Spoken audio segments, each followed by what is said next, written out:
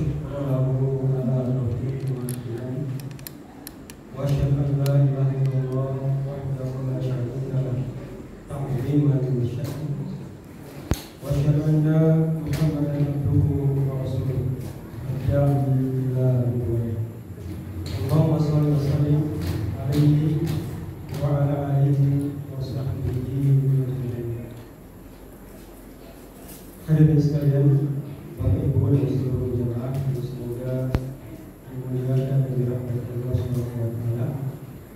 Alhamdulillah, kita banyak memuji dan bersyukur kepada Allah Subhanahu wa taala.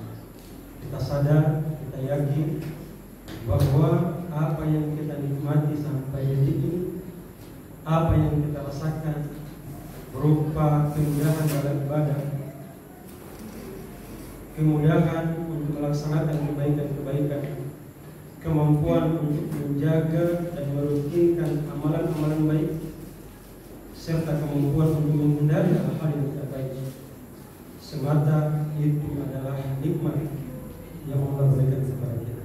Semoga ketaatan demi ketaatan terus menjadi bagian dari aktivitas kita, dan semoga kita juga dihindarkan oleh Allah Subhanahu wa taala dari berbagai macam keburukan.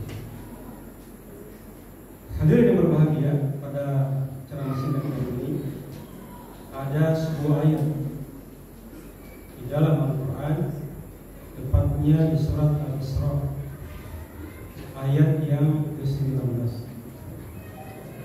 Allah Subhanahu wa taala berfirman, "Wa man aradal akhirah," maka siapa saja yang menginginkan kebahagiaan akhir, wasa'alaha sa'ya, dan dia bersungguh-sungguh untuk menuju pada jalan itu, fahuwa mu'min, dan dia memiliki standar keimanan, faulaika kana sa'yuhum masykur, maka mereka itulah, kata Allah, yang usahanya akan dibalas dengan balasan yang nyata. Ada yang berbahagia, ayat ini memberi inspirasi kepada kita bahwa yang namanya seorang muslim, seorang yang beriman, pasti menginginkan kebahagiaan. Siapapun. Bedanya adalah masing-masing kita memiliki usaha yang berbeda. Sementara dia ini menjadi prasyarat bahwa jika ingin kehidupan akhirat atau kebahagiaan akhirat, wasa'al laha satya, dan dia bersungguh-sungguh ke arah itu, dan dia memiliki standar itu. Pertanyaannya, jamaah yang berbahagia, apa itu iman? Ada sebuah kisah menarik untuk menggambarkan kepada kita sekalian. Begitu luar biasanya yang namanya itu. Ada salah seorang ustaz terkenal. Beliau ini kuliah di Mesir, jurusan tafsir Quran. Beliau menceritakan di sebuah Ramadan, di sebuah masjid di bulan Ramadan, waktu itu beliau hendak pergi sholat tarawih. Begitulah orang Indonesia pergi di sana mencari masjid, meskipun belum mengetahui bagaimana kondisi masjid. Maka mulailah sholat tarawih. Di rakaat pertama, sang imam mulai membaca Al-Fatihah. Setelah Al-Fatihah, kemudian imam tadi mulai membaca surat Al-Baqarah. Sebagaimana di Indonesia kebiasaan kita, yang paling satu lembar, paling banyak.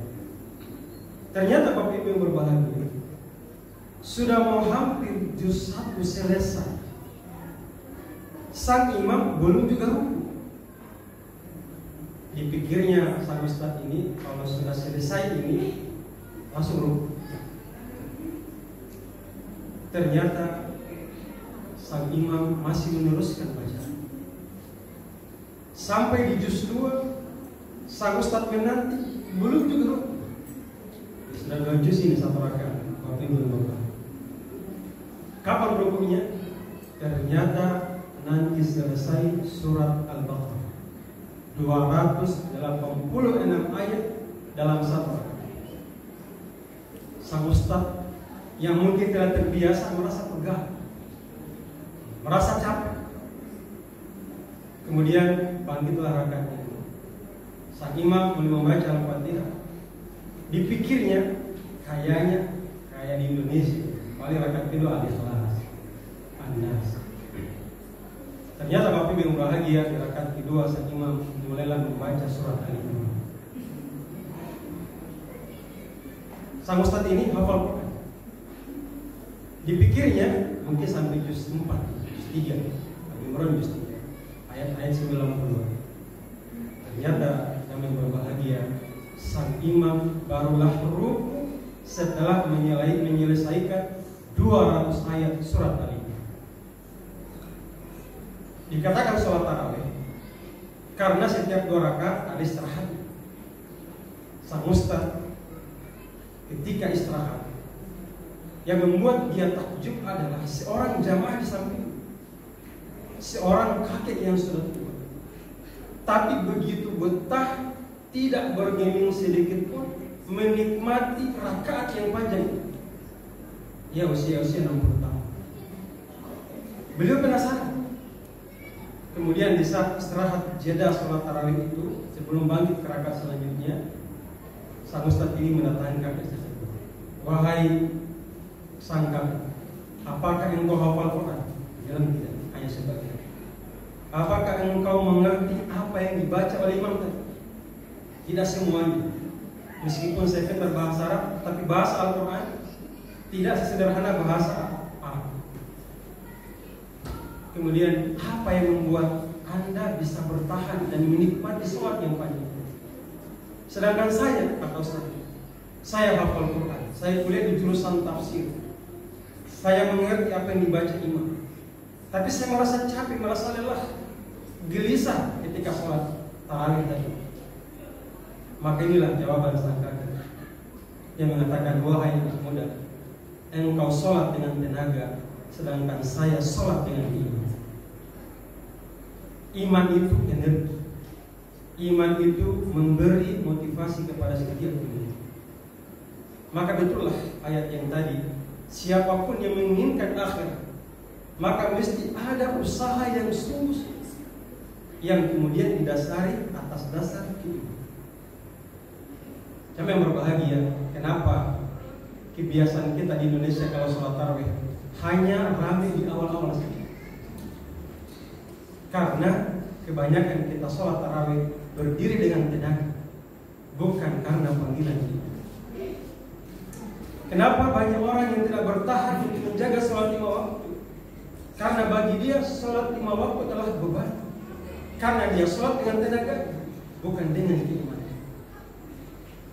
Mengapa banyak wanita, mohon maaf kaum muslimah, tidak bertahan menutup aurat ketika keluar rumah? Karena bagi dia menutup aurat adalah beban, membuat gerah dan lain sebagainya.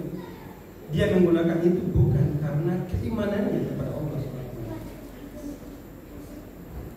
Ala kulli hal, yang berbahagia, itulah yang kemudian diajarkan oleh Nabi dan para sahabat. Kenapa Bilal bin Rabah, sang muazin pertama, rela disiksa oleh kaum Quraisy demi mempertahankan agamanya? Karena imannya ini. Kenapa keluarga Ammar bin Yasir disiksa sampai meninggal dan bertahan di atas agama Nabi Muhammad? Karena imannya yang tinggi. Kenapa para sahabat rela berjalan kaki sekitar 500 km di tengah padang pasir untuk hijrah, meninggalkan hartanya di Mekah menuju Madinah? Tidak lain tidak bukan karena keimanan yang tinggi. Maka jemaah berbahagia, jika di bulan Ramadan ini kita bisa bertahan sholat tarawih, bertahan untuk puasa, bertahan untuk menuntaskan semua program Ramadan, maka hanya iman yang kuat yang bisa membantu kita untuk menyelesaikan semua. Sebagai penutup, yang berbahagia, hadis Nabi SAW, beliau bersabda, "Idza sarratka hasanatu wa sa'atka sayyi'atuka wa anta al-mu'min. Apa kata Nabi? Jika membuatmu bahagia ketaatan atau kebaikan yang engkau kerjakan dan membuatmu sempit dada kejahatan atau dosa yang engkau lakukan, maka ketahuilah engkau adalah orang yang baik. Orang yang menikmati ibadah pasti dia akan terus beribadah. Orang yang tidak betah dengan sebuah ibadah dan kebaikan mungkin karena imannya yang lemah. Ramadan adalah madrasah keimanan. Mari kita berbahagia momen Ramadan kali ini. Semoga Allah Subhanahu wa taala menjadikan kita sebagai Ramadan terbaik, dan semoga dengan Ramadan kali semakin meningkatkan kualitas keimanan kita kepada Allah Subhanahu wa taala, sehingga kita bisa menikmati setiap kebaikan yang diberikan kepada kita dan setiap larangan untuk bisa kita nikmati. Semoga ada manfaatnya, lebih dan kurangnya dimaafkan. Wabillahi taufiq wal hidayah, wa akhiru da'wana walhamdulillahirabbil alamin. Wassalamualaikum warahmatullahi wabarakatuh. Waalaikumsalam.